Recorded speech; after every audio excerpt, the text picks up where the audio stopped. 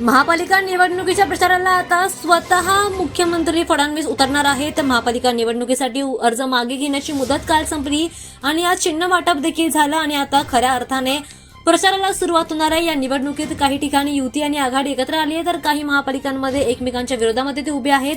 दरम्यान मुख्यमंत्री फडणवीस यांनी 13 जानेवारीपर्यंत साधारणतः 35 सभांना संबोधित करणार असल्याचं म्हटलंय। राज्यातील प्रत्येक महापालिकेच्या ठिकाणी ते प्रचारासाठी जाणार असल्याचं देखील म्हटलं जात आहे। मुंबई, ठाणे, कल्याण, डोंबिवली, कोल्हापूर, नागपूर, वसई आणि विरारसह जवळपास 11 महानगरपालिकांमध्ये भाजपा आणि शिवसेनेची युती झाली आहे तर 2 महापालिकांमध्ये युतीसोबत अजित पवारांची राष्ट्रवादी देखील आहे। या निवडणुकीत मुंबई, ठाणे, कल्याण, डोंबिवली भाजपा शिवसेना युती आणि विरुद्ध उद्धव ठाकरे आणि राज ठाकरे यांची शिवसेना आणि मनसे लढताना दिसते। त्याचवेळी नवी मुंबईमध्ये भाजपाला एकनाथ शिंदे आणि शिवसेना भिडणार असल्याचं म्हटलं जातंय। मीरा भाईंदरमध्ये भाजपा विरुद्ध शिंदे सेना आणि काँग्रेस असा लढा पाहायला मिळणार आहे। वसई विरार महापालिकेत भाजपा शिवसेना युती माजी आमदार जितेंद्र ठाकूर यांच्या बहुजन विकास आघाडीशी मुकाबला करणार आहे तर पनवेल महापालिकेमध्ये भाजपा विरुद्ध शेकाप अशी लढाई होणार आहे। दरम्यान पुणे पिंपरी चिंचवडमध्ये अजित पवार आणि राष्ट्रवादी यांची एकत्र झाली आहे। त्यांचा सामना भाजपाशी आहे, एकमेकांच्या विरोधात ते लढणार आहेत। सांगली, मिरज, कुपवाड महापालिकेत भाजपा विरुद्ध काँग्रेस असा सामना लढायला मिळणार आहे। आता खऱ्या अर्थाने प्रचाराला सुरुवात झाली आहे आणि या प्रचारासाठी स्वतः मुख्यमंत्री देवेंद्र फडणवीस प्रचाराला उतरणार आहेत। त्यामुळे आता विजय कोणाचा होणार हे पाहणं आता महत्त्वाचं ठरणार आहे। मराठी भाषेचा विषय देखील अत्यंत महत्त्वाचा आहे आणि या ठिकाणी जे मत व्यक्त झालं की केवळ मराठीला अभिजात भाषा जाहीर करून त्या ठिकाणी आपल्याला थांबता येणार नाही आणि खरं आहे, पहिल्यांदा तर आपल्या सगळ्यांना हा आनंद आहे की अनेक वर्षाचा आपला संघर्ष हा देशाचे प्रधानमंत्री माननीय मोदीजींनी समजून घेतला आणि मराठी भाषा जी अभिजात होतीच परंतु त्याला अभिजात म्हणून राजमान्यता हवी होती, ती राजमान्यता देण्याचं काम हे आपल्या या देशामध्ये झालं।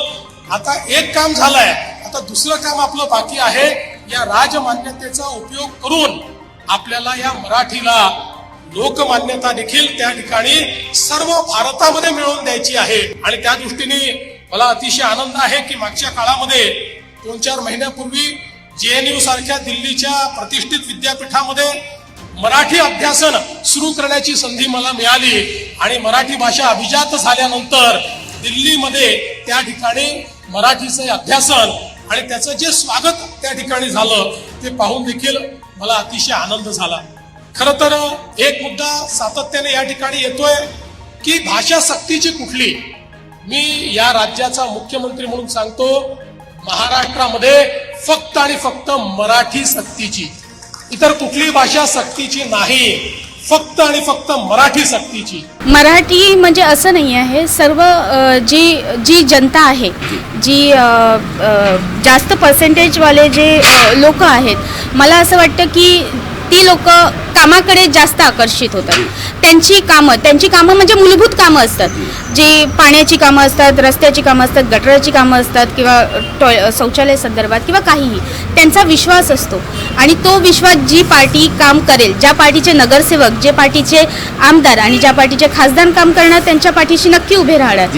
आणि हिची प्रचिती आपल्याला मागील ज्या 1 वर्षाच्या अगोदर ज्या निवडणुका झालेल्या आहेत, खासदारकीला त्यांनी आपल्या भारतीय जनता पार्टीचे आदरणीय पियुष गोयल साहेब यांना निवडून दिलेला आहे।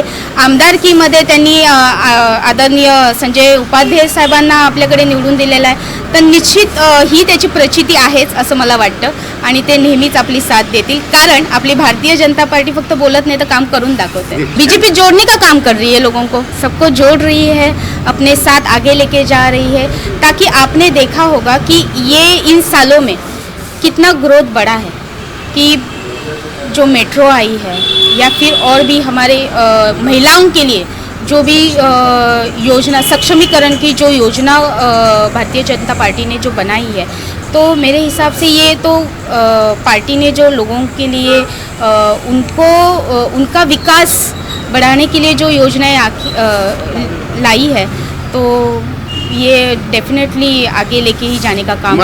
मराठी अस्मितेला कोण बदलू नाही शकत, कायमच त्यांची विचारधारा ही पक्की आहे आणि दुसरं म्हणजे लोक काम करणाऱ्या व्यक्तीला कायमच निवडून देतात आणि त्यांच्यासोबत उभे राहतात. तर नक्कीच मराठी लोक आणि मराठी अस्मिता ही